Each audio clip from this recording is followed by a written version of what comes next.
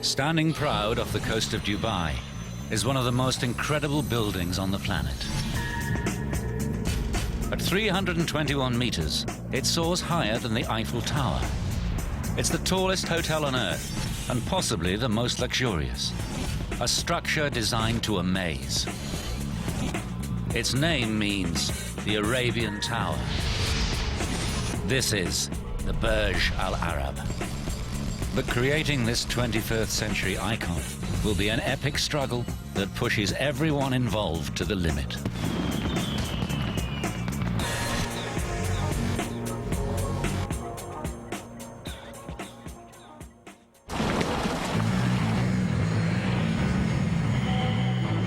In November 1994, construction begins on what is planned as the world's tallest and most luxurious hotel. The pressure is on from day one. With the eyes of the world watching, no one on the project will want to disappoint this particular client.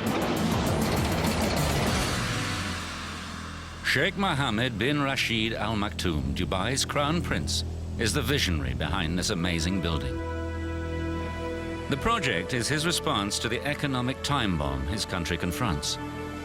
As his close advisor, Sultan bin Sulayem knows all too well. He knew that we don't have oil. He knows that oil is going to end someday. And they have two choices.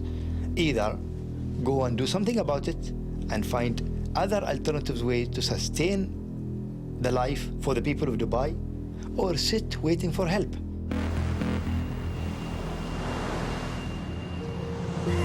Only 50 years ago, Dubai's a dusty backwater, home to pearl divers, coastal traders and Bedouin. Then, in the 1960s, prospectors discover oil. The sudden injection of millions of petrodollars transforms the sheikhdom.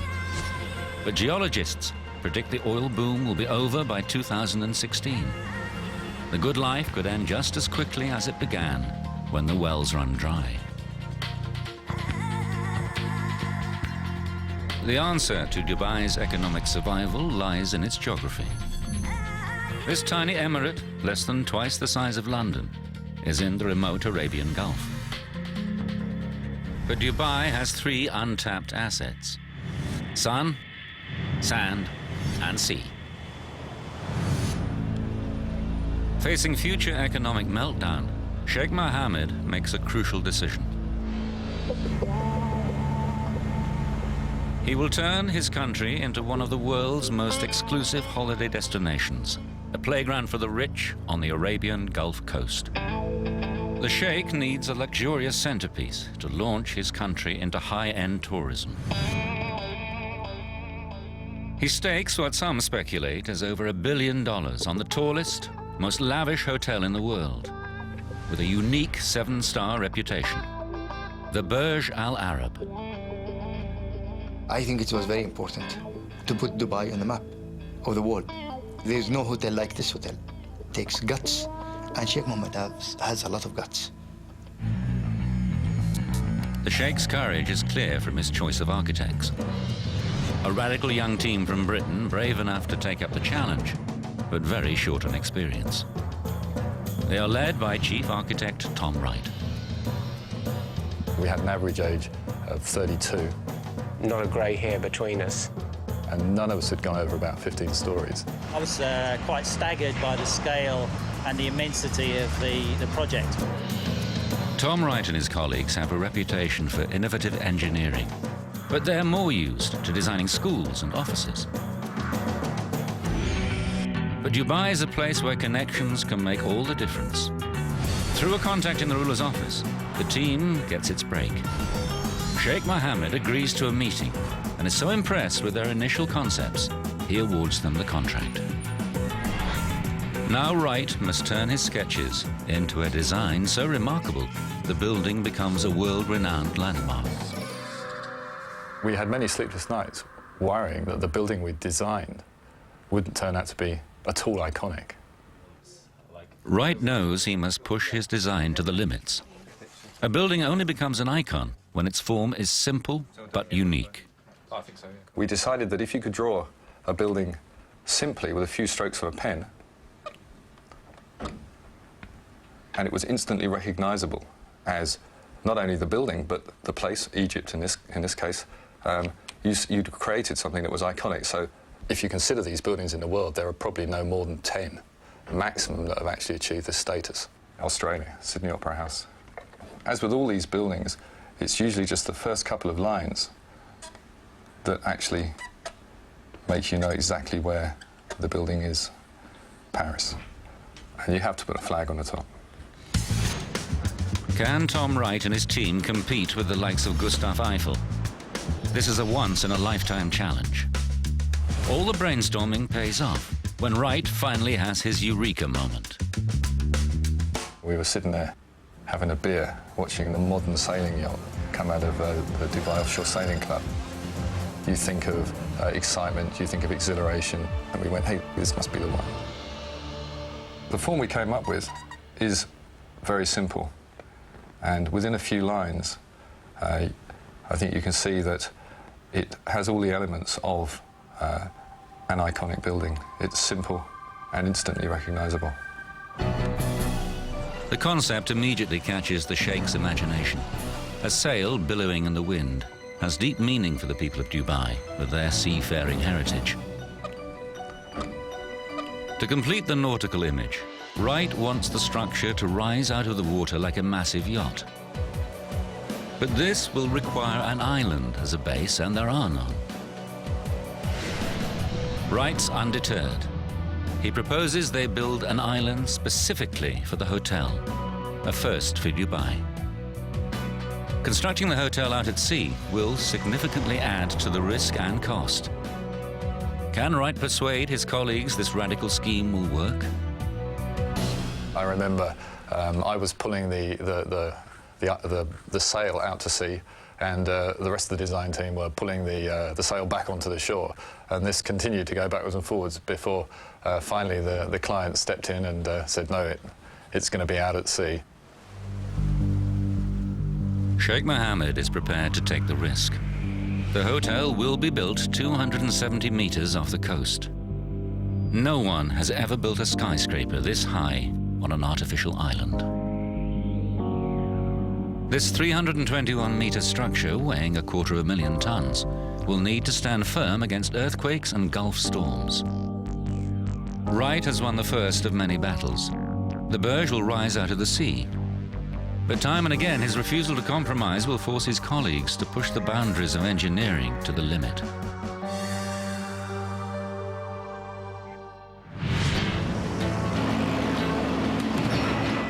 By early 1995, the construction team is hard at work on Phase 1, building a low-lying island.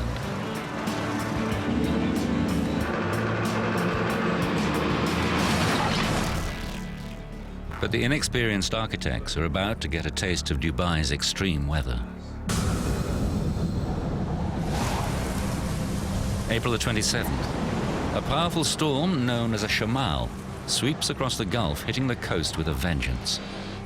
A set of construction barges lie in its path. Each is laden with 10,000 tons of rock. The architects have planned for all weather conditions, but the storm's intensity still shocks Simon Crisp. We had 3 or 4 metre waves bashing onto the beach. To see the waves coming in like this was really quite a wake-up call for us. One huge barge breaks loose and slams into the mainland. The team realizes the damage this kind of storm could inflict on their island hotel. We had a really graphic example of how powerful the Gulf of Arabia can be when it's angry. The architect's decision to expose their structure to these forces could have serious consequences. The engineers will have to struggle to produce a low-lying island capable of resisting nature's fury.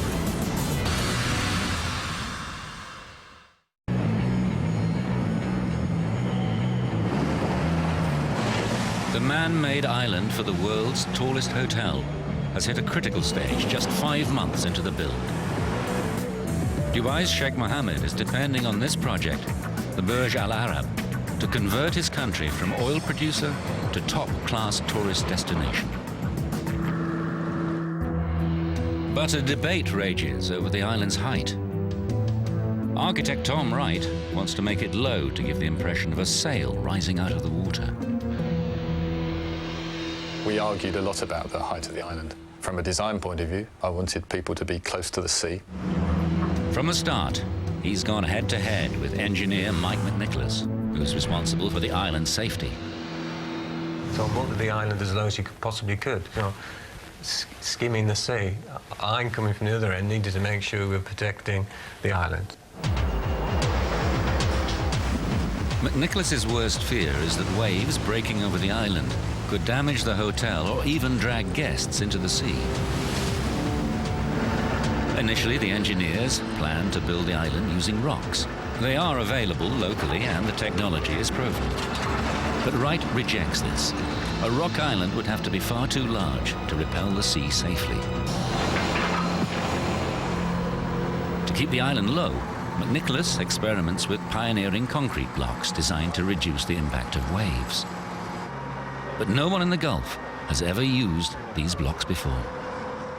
I had to insist with the team that we carried out tank testing. It was the only way we were going to be sure that the island would be safe. These tests replicate the power of the tallest waves that can occur once in 100 years and sends them crashing into a series of differently configured models. 3 weeks of testing prove the hollow blocks will work. The construction team builds the island with steep rock slopes, then covers them in concrete armor to absorb the force of the waves. These ingenious blocks work like a sponge. As the wave hits, the water passes inside the space and turns around on itself. The force is largely dissipated. With the engineers' help, architect Tom Wright has won his battle for a secure island that rises only 7.5 meters above the waves.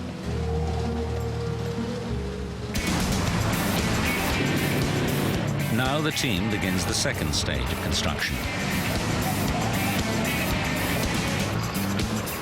In the center of the island, construction workers drive huge lengths of steel 20 meters into the ground.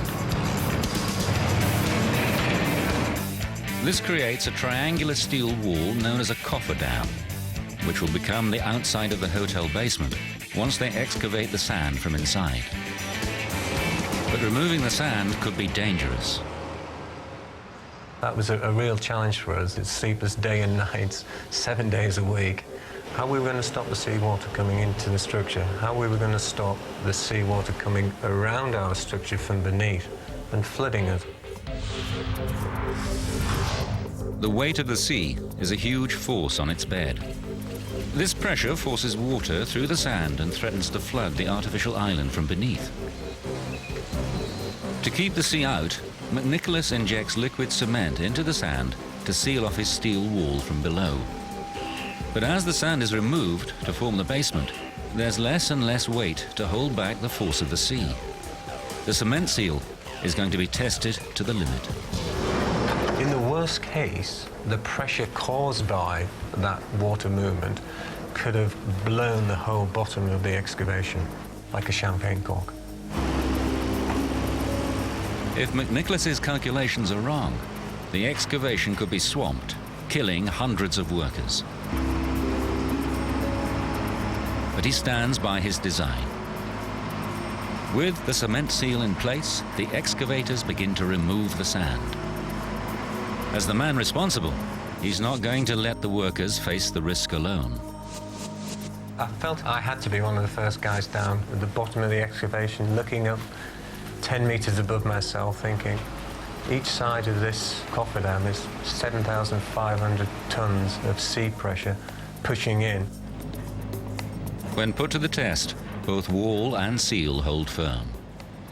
And one of the probably proudest moments of my career was being stood on that excavation and looking around and seeing the steel wall there surrounding me and thinking, we are holding back the sea. My design worked. November 1995. The artificial island for the tallest all-suite hotel in the world is now complete. The construction team starts phase 3 of this one-off project, the foundations. The support needed for any skyscraper is vast. But the location of the Burj Al Arab presents an added challenge. It had never been done before to build something like this on reclaimed land. I mean, we're talking about a 300-metre high tower on a man-made island in 6 metres of the Arabian Gulf. The problems multiply when the results of earlier core tests reveal bad news. The team searching for bedrock drilled deep into the seabed. But even a full 180 meters down, there was no solid rock. This will make their job tougher, but the architects remain defiant. The average person would think we're crazy to build something like this on sand, let alone out in the water. How will this 300-meter structure stand firm against earthquakes and winds of close to 150 kilometers an hour when its foundations depend on nothing more substantial than sand?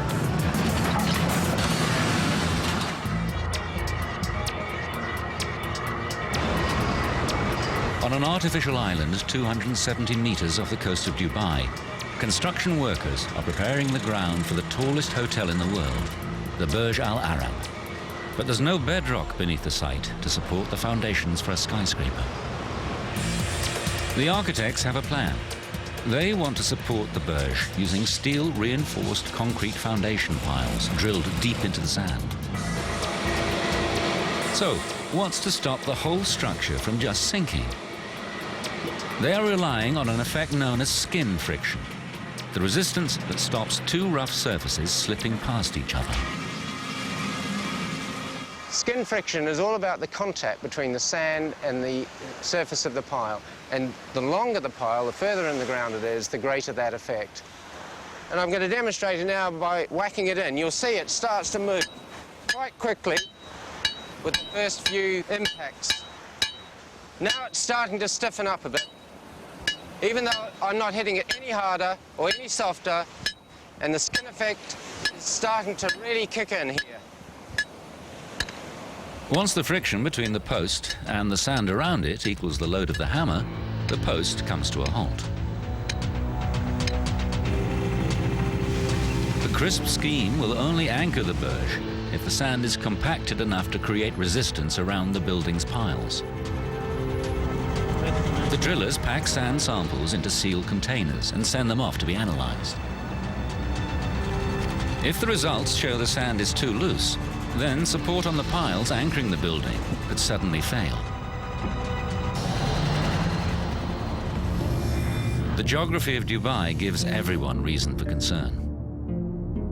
It lies within range of a major fault line, so this soaring megastructure could be vulnerable to earthquakes.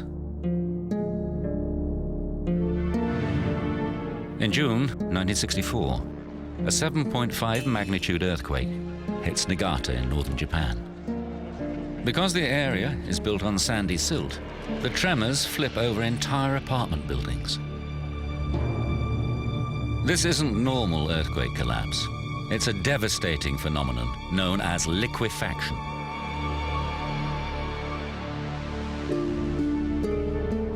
As grains of loose sand shake, they fill up any air pockets and compact, taking up less space.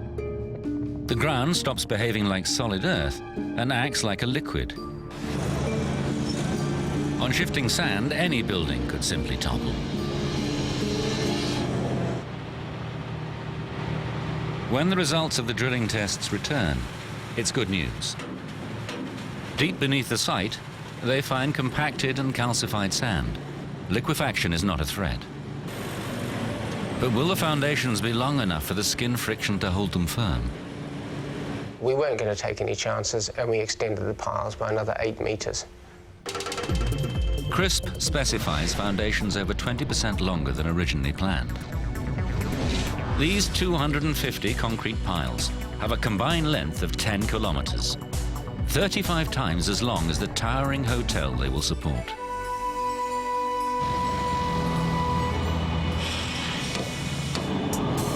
One by one, the engineers are solving the challenges thrown up by this extraordinary structure. But in 1996, They brace themselves for a new set of obstacles as Phase 4, the construction of the hotel itself, begins.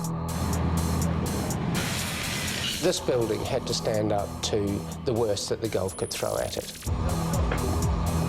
The hotel itself has slender concrete walls, not capable of withstanding the elements alone. To hold them firm against high winds and earthquakes, the architect devises a visually stunning solution. A gigantic steel structure outside the main building, known as an exoskeleton. A series of vast diagonal trusses tie two huge steel bows to the concrete core at the back of the building. Wright's design will make the building unique. But his giant diagonal trusses will make life hell for Anthony McCarter, the engineer who has to make them work. Those trusses gave me 4 months of heartache, sleepless nights, worries, anxiety. They must be incredibly strong to tie the exoskeleton together. But aesthetics are just as vital. It was critical that these diagonals were very, very elegant and also very beautiful as they're so visible. This building has to wow the world and make Dubai a must-stop destination. Wright's not about to compromise. I used to go to Tom with option after option. I remember one particular occasion where I had 7 options and he went, no, no, no, no good, no good, no good.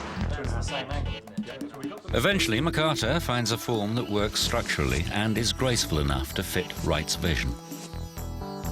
But this in turn causes nightmares for Malcolm Murphy, the chief contractor.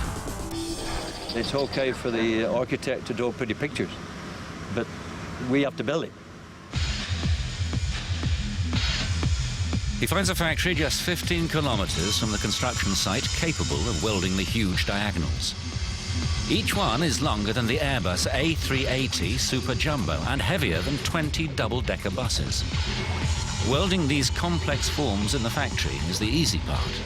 Transporting them to the site is not. With each truss weighing in at 165 tons and reaching a staggering 85 meters in length, it's no easy task.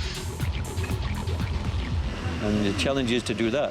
It's just unbelievable. No one has ever transported anything this size before in Dubai. But Murphy's not going to be beaten. He brings in one of the world's largest heavy lift transporters, a beast with a total of 80 wheels. It makes the slow journey to the construction site at an average speed of around 6 kilometers an hour. Police must close roads and remove traffic lights to allow this convoy through. When they finally reach the site, the contractors face their next hurdle.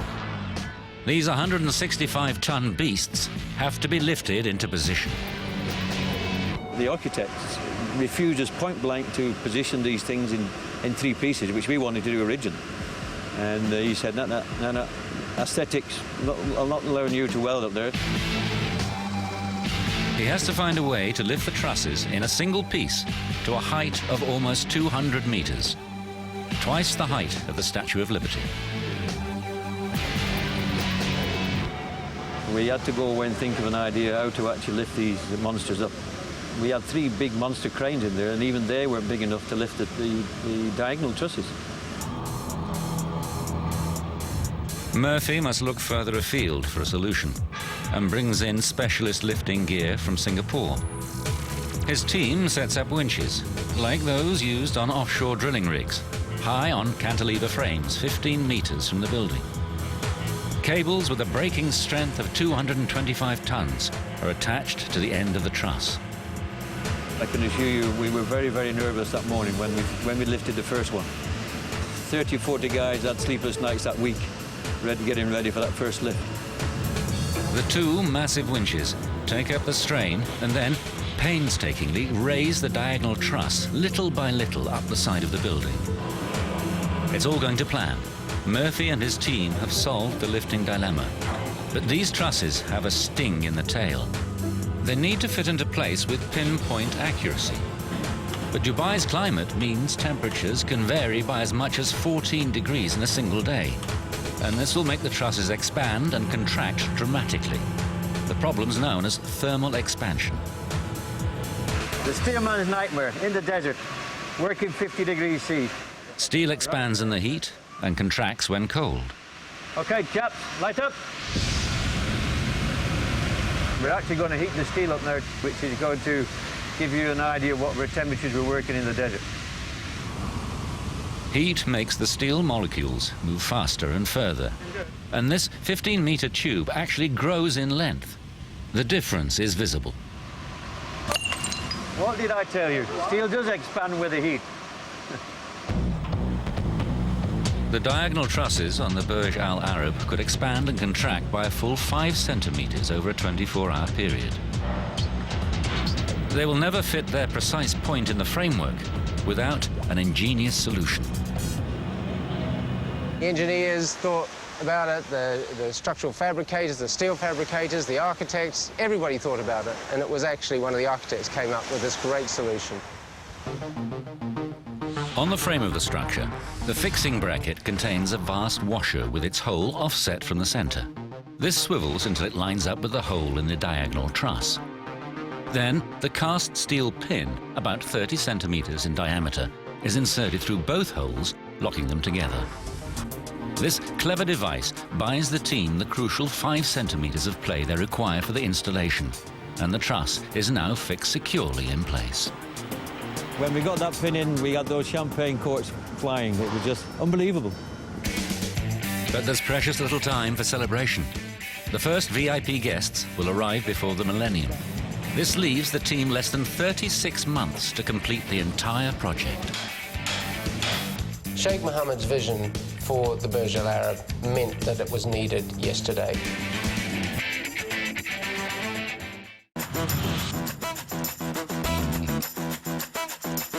January 1997.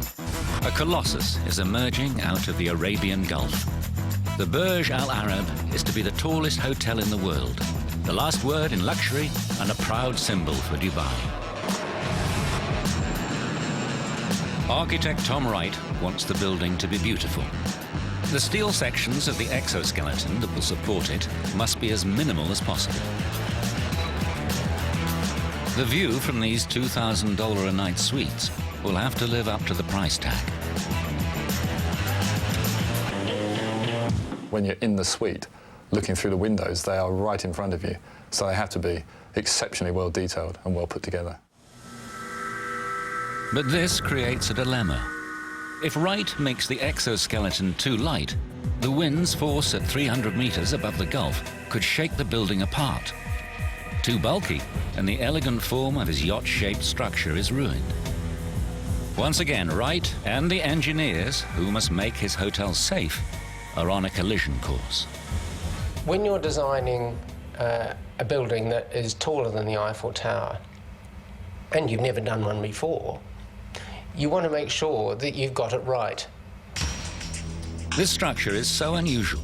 For the first time in Dubai's history, engineers decide to do tests in a wind tunnel. Wind engineer Volker Butgereit knows the Burj Al Arab is one of a kind. Before this building came along, most of the buildings in the Gulf were fairly orthodox shape. They were square, they were rectangular, they were nowhere near this scale. So doing a wind tunnel test for a building in those days in the Gulf was almost outrageous. But for this extraordinary structure, it's essential. The wind tunnel simulates the wind effects of the Gulf around this 1:50 scale model. This building has seen some pretty severe loads, almost twice what it would be seen in London. We measured suctions which were the order of a weight of a car hanging off, trying to suck the panel off the building. So that's quite something. The wind tunnel throws up results that could threaten the entire exoskeleton. When we first saw the design, there was immediate concern about vibration due to something called vortex shedding. Vortex shedding is an engineer's nightmare. Certain wind conditions blowing over sharp edges on the steel structure can create miniature tornadoes. These set up dangerous vibrations that can shake a building to destruction. Which is exactly what happened to these massive cooling towers in Ferrybridge, Northern England, in 1965. The engineers must find a way to protect the Burj Al Arab. The simplest solution is to change the aerodynamic shape, but that upsets the architect. The architectural idea of the exoskeleton structure is, when you look at it, the very essence of the building. If you take it off, it's just another building. If you put the exoskeleton structure on, you know, you have an icon. The engineers need to think again. This is classic vortex shedding. We realized we had to come up with something clever that was not visible, but somehow reduced the motion. They turn to an ingenious hanging weight called a tuned mass damper. These are installed at vulnerable points in the exoskeleton. When the wind blows and vortex shedding starts to create dangerous vibrations, the 5-ton weight will swing instead of the structure and damp down the vibrations to well within safety limits. 11 of these systems are fitted from the top of the 60-meter mast all the way down through each of the steel bow structures. These dampers safely cancel out the threat.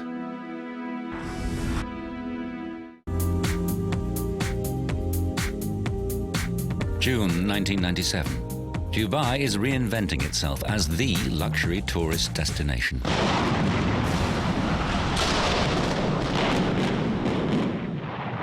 This old hotel bites the dust as the Burj Al Arab, the symbol of the new Dubai, approaches its final form.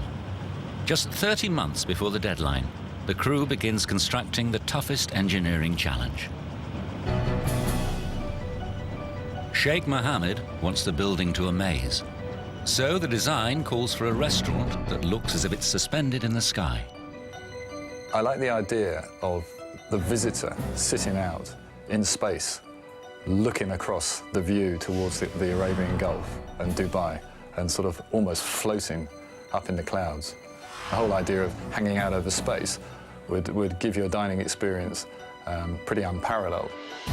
The Al Muntaha, or Ultimate Sky View Restaurant, will soar 200 meters above the sea and project nearly 27 meters out on both sides from the building's narrow central core.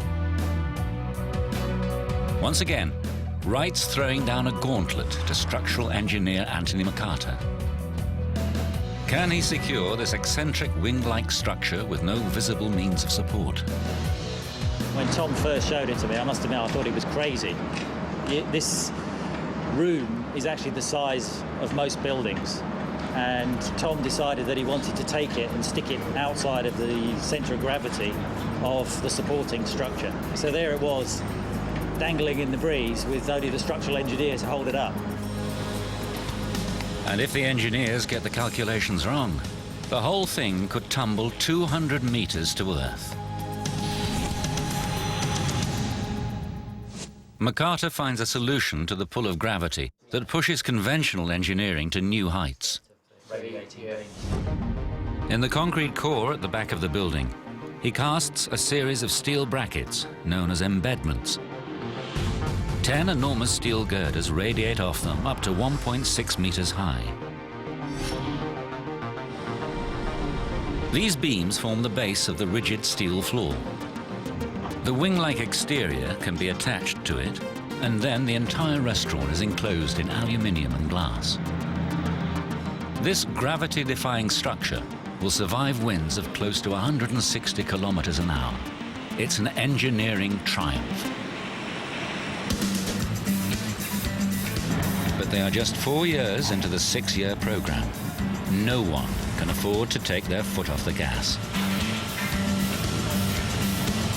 The program was relentless and challenging. 24-hour working, 6 o'clock, site meetings in the morning, every morning. You live, sleep, breathe the building. The challenge really was on, can we design it and finish it by the original program?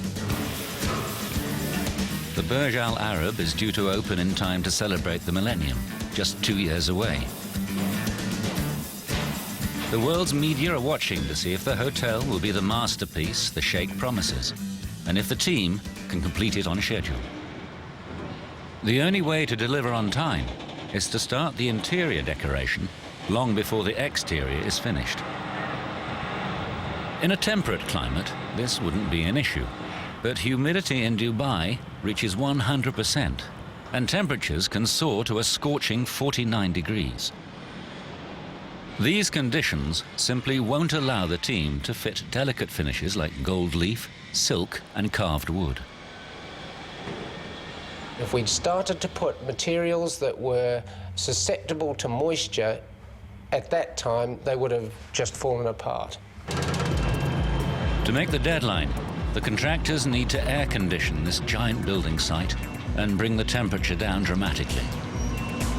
The first step is to enclose the building by installing the final wall, Wright's iconic white sail. But it's going to be tough.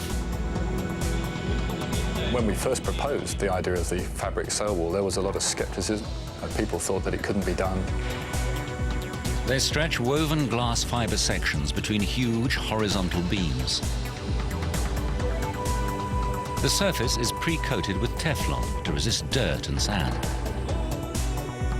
The result notches up another first for the burj, the largest fabric wall anywhere in the world. The reflective properties of the white sail will help keep the temperature down. But the contractors still need to find a way for trucks to enter the building without allowing in the desert heat. The solution is to install a huge airlock. Trucks drive in, the vehicle pauses as the doors close behind it. A second set of doors then open, and the vehicle moves out of the building. The airlock and the sail wall now seal off the building. But cooling a space this large during construction could create a major setback. This unique structure now boasts the world's largest atrium, soaring to an amazing 180 meters. All this warm air can hold far more water vapor than cold air. If they cool this hot, humid environment too quickly, they will create uncontrollable condensation. We could have had a rain cloud form at the top of the atrium and create massive damage to the interior design. The only way to avoid rain clouds will cost valuable time. The contractors switch on the giant cooling system and bring the interior temperature down steadily by less than 1 degree a day. Given the schedule, it's painfully slow. We started to cool the building down in June 1998. By December 98, it was pretty well down to temperature. At last, the interior decoration can begin. But the hunt for a designer who can create interiors worthy of a sheikh causes further delays. Quan Chu, who's already worked for the Sultan of Brunei, knows exactly what it takes to satisfy royalty. It's great news when she agrees to take on the most luxurious hotel on the planet, with its daunting 202 palatial suites and the 180-meter atrium. But she has just 24 months from design to completion to be ready for the guests booked in for the millennium. I had a very, very tight program. So what we did was that the entire office, or 50 designers, just dropped everything else. And solidly, we just worked on the Burj Al Arab. She not only faces a frantic schedule, Sheikh Mohammed is expecting her to amaze the world. The brief basically asked us to design something that's never been ever designed before, and that will never be designed ever again. Quan Chu and her team pull out all the stops and begin to produce interiors they hope will match the Sheikh's ambition. But as they struggle to meet the deadline, another more severe problem comes up. The Sheikh wants to offer guests every conceivable electronic gadget in their suite. This new requirement could have dangerous consequences. A new member of the team is suddenly in the hot seat. Electrical engineer Rob Roos faces the biggest challenge of his career. There was a total redesign or a total change in the interior design. and that imposed overnight almost a 50% increase in the electrical load of the building. The Sheikh's new plans mean each suite requires an enormous 14 kilowatts. That's 8 times the load of a normal European house for every suite. With 202 suites, that's roughly enough electricity for a town of over 6,000 people. The hotel will have electric curtains throughout, 52,000 lights, most of them on dimmers, and over 5,000 kilometers of electric cable. All these electronics can scramble the waveform of the electric current and create a problem known as harmonic distortion. This can melt the sheathing around live cables and cause a raging fire. That was a situation which was just totally unacceptable. We had to deal with that. The people of Las Vegas know just how lethal a hotel fire can be. November 1980. In the city's MGM Grand Hotel, a pair of electrical wires short-circuit. This causes a blaze that wreaks destruction. 85 people perish in this real-life towering inferno, and over 700 are injured. It's one of the worst hotel fires in history, all caused by a simple electrical fault. Roos needs a solution to the fire risk, and fast. Obviously, the hotel was under construction. There were some fairly heavy deadlines to try and get the hotel finished and opened, and this was a major change. His response takes electrical engineering to a new level. He devises a harmonic filter system. First, it detects the electronic distortion, then it sends a current that's the mirror image to cancel it. It's called antiphase and works like noise-cancelling headphones. He installs his filters on key floors, and at the point the electricity enters the building. No one has ever attempted a system on this scale before. This was the largest active filter installation of its kind in a building like this anywhere in the world. A world-class solution for a world-class megastructure.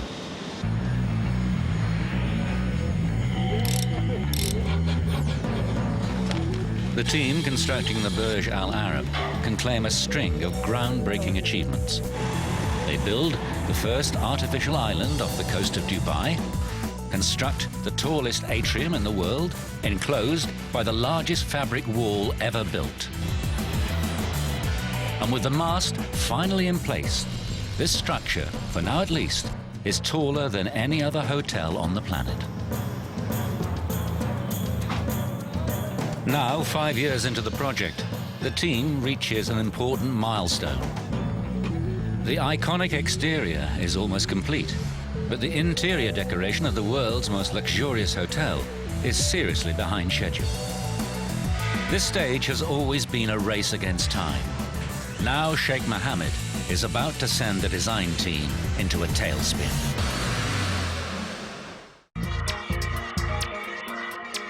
Dubai, April 1999. The world's tallest and most opulent hotel is approaching completion.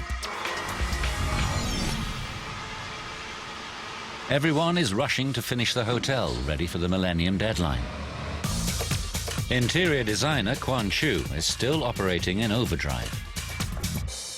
Christmas was cancelled, Easter was cancelled, bank holidays were cancelled. We basically made 50, 60-hour weeks.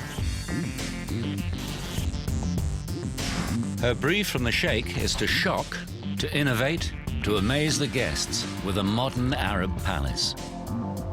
And she delivers in spades with over 24,000 square meters of marble from Italy and Brazil, the equivalent of nearly 3 soccer pitches. Over 8,000 square meters of 22-carat gold leaf give the desired impression of luxury. And she completes the appearance of total indulgence with crystal chandeliers, woven silver and velvet. But for the world's largest atrium, Quan Chu makes a radical decision. She goes minimalist. She lets the complex architecture speak for itself by painting it all white. The interior decoration is almost back on schedule.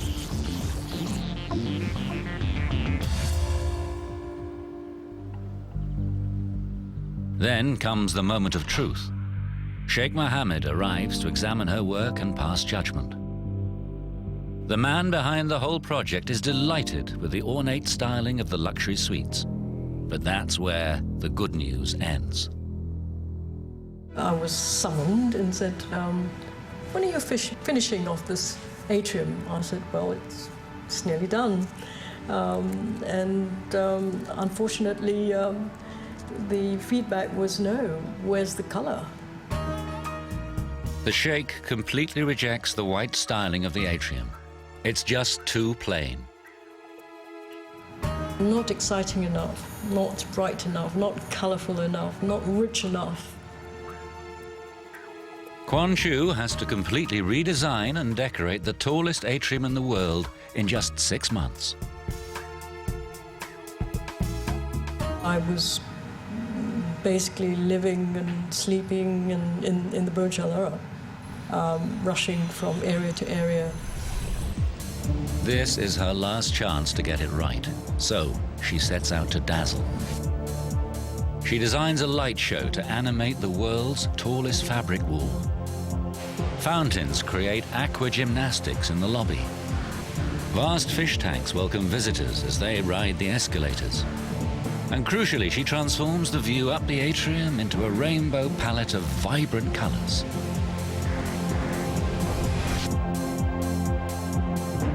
Will it satisfy Sheikh Mohammed? Everyone's on tenterhooks. The adrenaline was pumping, you know, sleepless nights basically before opening. The Sheikh's response is a definitive yes. He's delighted and signs off on the project. Sheikh Mohammed believes it became almost a 6 to 7 star hotel. And the achievement of his dream, the realization of his dream. The doors open to the first ultra-rich guests in December 1999, a full month before the millennium. And Sheikh Mohammed comes to watch the final sunset of the century from his magnificent new hotel.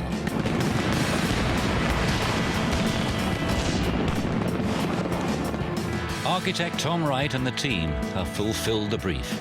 Every part of this iconic structure is extraordinary.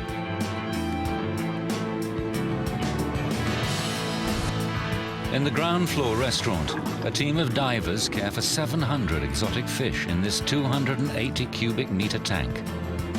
The result allows guests to get intimate with sharks while they eat. At the opposite end of the world's tallest hotel, this amazing feat of engineering, the Cantilever restaurant, delivers Tom Wright's vision of dining in the sky. A spectacular combination of fire and water greets you before you even enter the building. Staying here doesn't come cheap. Suites cost up to $28,000 a night. And for guests with that kind of money, there's the helipad weighing 330 tons, projecting off the building over 200 meters above the sea. When it's not being used as a tennis court by Roger Federer and Andre Agassi, it offers a very exclusive way of arriving at possibly the world's most exclusive hotel. The Burj Al Arab is a project of a lifetime. No other project will ever match this one. The engineering triumph of creating Dubai's first artificial island has far-reaching effects. It paves the way for a series of enormous schemes, each one more ambitious than the last. From the original Palm Island, which sells out in 3 days, to the World Islands and beyond. The tallest hotel on Earth lays the foundations for a secure future when the oil runs out. And it's now the international symbol for Dubai. We knew from the start that we had the opportunity to produce something quite startling. And this project, I really think we achieved that. Sheikh Mohammed's bold gamble has paid off.